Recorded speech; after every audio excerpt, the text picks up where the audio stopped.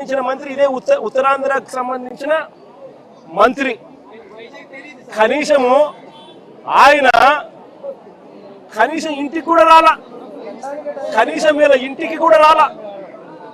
పైగా ఏమంటారు తెలుసా, వీడియో కాల్ చేశారట. వీడియో కాల్లో వీళ్ళ కుటుంబాన్ని వీళ్ళ కుటుంబాలను వాళ్ళు పరామర్శించారు అని చెప్పి అనితమ్మ అంటుంది. హోంమంత్రి, డిసాస్టర్ మేనేజ్మెంట్ చూసే మంత్రి అనితమ్మ గారు వీడియో కాల్లో పరామర్శించినామని చెప్తారు.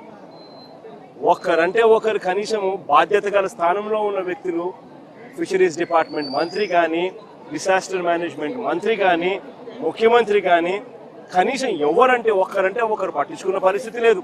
కనీసం వీళ్ళ ఇళ్ల కాడికి వచ్చి వీళ్ళను ఓదార్చి తప్పు జరిగిందమ్మా, ప్రభుత్వం తప్పు చేసేది, కలెక్టర్ స్పందించలేదు, అది మా తప్పే, సిఏ పోలీస్ డిపార్ట్మెంట్ స్పందించలేదు, అది మా తప్పే, దానికి క్షమాపణ చెప్తా ఉన్నామమ్మా, మీకు కనీసం మనిషిని తీసుకొని రాలేకపోయినా కూడా కనీసం మీ కుటుంబానికి తోడుగా మేము ఉంటామమ్మా అని చెప్పి కనీసం 4 మాటలు మాట్లాడలేకపోయారు ఈ మంత్రులు.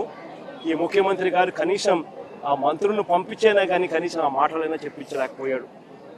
ఇది ఈరోజు రాష్ట్రంలో జరుగుతూ ఉన్న పరిస్థితి. నేను అడుగుతా ఉన్నా, ఒక ఘటన జరిగి నువ్వు స్పందించి ఉండింటే, రాత్రికి రాత్రి నువ్వు కానీ రియాక్ట్ అయ్యింటే కనీసం 5-6 మంది కనీసం బతుకుంటారు అని చెప్పి తెలిసి ఉన్నా కూడా ఆశ్చర్యం కలిగించే విషయంగా ఇక్కడ నుంచి కేవలం 10 కిలోమీటర్, ఇక్కడ నుంచి 10 మైళ్ళ దూరంలోనే ఘటన జరిగింది అన్న సంగతి తేటతెల్లంగా తెలుస్తా ఉన్నా కూడా అందరూ ఇక్కడే ఉన్న సమాచారం పూర్తిగా తెలిసి ఉన్న స్పందన లేక ప్రాణ నష్టం జరిగితే వీళ్ళు స్పందించింది ఏమిటో తెలుసా, వీళ్ళు ఇచ్చేది ఏం తెలుసా, ముస్టేసినట్టు ఎక్స్గ్రేషియా కింద 10 లక్షల రూపాయలు 5 లక్షల రూపాయలు మేము ఇచ్చినాము అని చెప్పి సంకలు గుద్దుకుంటా ఉన్నారు. అసలు ఇదే 10 లక్షల రూపాయలు చంద్రబాబు నాయుడు గవర్నమెంట్లో అధికారంలో ఉన్నప్పుడు ఇంతకుముందు ఎవరైనా మత్స్యకారులు చనిపోతే ఎక్స్గ్రేషియా కింద కేవలం 5 లక్షలు మాత్రమే ఇచ్చేవాళ్ళు. అట్లాంటిది వైఎస్ఆర్సీపీ అంటే మా ప్రభుత్వం వచ్చిన తర్వాత 5 లక్షలు 10 లక్షలు మేము పెంచినాం. అంటే ఎవరు చనిపోయినా కూడా, వేటకు వెళ్ళి ఎవరు చనిపోయినా కూడా ఆ మత్స్యకారుల కుటుంబం ఆవేదనకు లోనవుతుంది.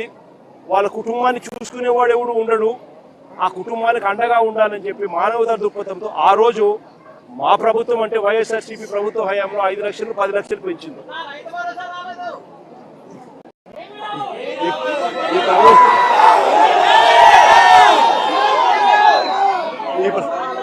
ఈ ప్రభుత్వంలో ఏమీ రాదు, అది పక్కన పెడితే ఆ 10 లక్షలు ఏదైతే అప్పట్లో గత ప్రభుత్వంలో మేము అనౌన్స్ మేము ఏదైతే ఇంప్లిమెంట్ చేసినామో, మామూలుగా ఏ తప్పు జరగకపోయినా కూడా, ప్రభుత్వం ఏ తప్పు చేయకపోయినా కూడా నార్మల్ సర్కమ్స్టాన్సెస్ లో ఏదైనా దుర్ఘటన జరిగితే ఆ 10 లక్షల రూపాయలు ఇచ్చే పరిస్థితి. అలాంటిది ఇంత ప్రభుత్వం తప్పు జరిగినప్పుడు, ప్రభుత్వమే దీనికి బాధ్యత వహించాల్సిన పరిస్థితి ఉన్నప్పుడు కేవలము ఆ 10 లక్షల్లోనే 5 లక్షలు ఇచ్చి చేతులు దులుపుకుంటాము అని అంటే ఇది కరెక్టేనా, న్యాయమేనా, ధర్మమేనా అని అడుగుతా ఉన్నా. మరొకసారి ఈ ప్రభుత్వం ఇలాంటి తప్పులు ఎవరు చేయకుండా ఉండాలి అని అంటే కలెక్టర్లు కానీ, పోలీస్ డిపార్ట్మెంట్ కానీ ఒక కంప్లైంట్ కానీ చేతికి వస్తే, మనుషులు చనిపోతా ఉన్నారు వెంటనే ఆదుకోవాలి అని చెప్పి ఎవరైనా కంప్లైంట్ చేస్తే స్పందించే తీరును మెరుగుపరచాలి అని అంటే ప్రభుత్వం అన్నది ఒక షాక్ తగిలితే తప్పనిచ్చి, ఆ అధికారులకు ఒక షాక్ తగిలితే తప్పనిచ్చి స్పందన అనేది రాదు. కాబట్టి ఖచ్చితంగా చెప్తా ఉన్నాం, ఈ చనిపోయిన 6 కుటుంబాలకు ప్రతి కుటుంబానికి ₹1 కోటి కాంపెన్సేషన్ ఖచ్చితంగా.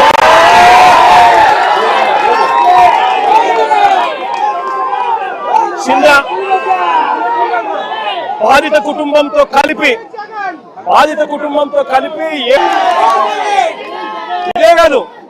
ఇదే కాదు ఖచ్చితంగా బోటు కూడా, కొత్త బోటు కూడా, వీళ్ళు ఏదైతే బోటు పోగొట్టుకున్నారో కొత్త బోటు కూడా తీపిచ్చాల.